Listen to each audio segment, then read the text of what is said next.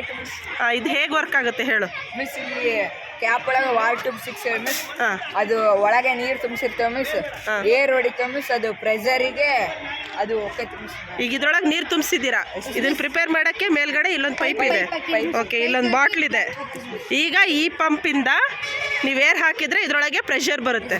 ಆ ಪ್ರೆಷರಿಂದ ರಾಕೆಟ್ ಉಡಾವಣೆ ಆಗೋದು. Okay, pump ಮಾಡೀಗ.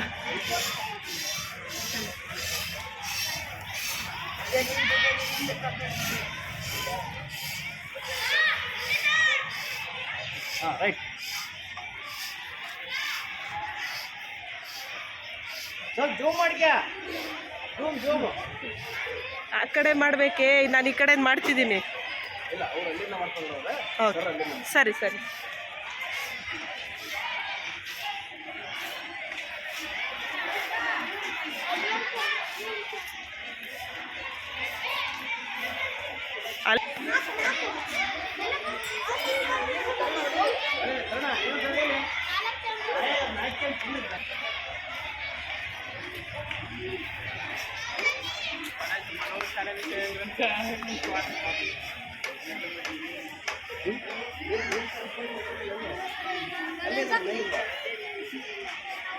ಮೇಲೆ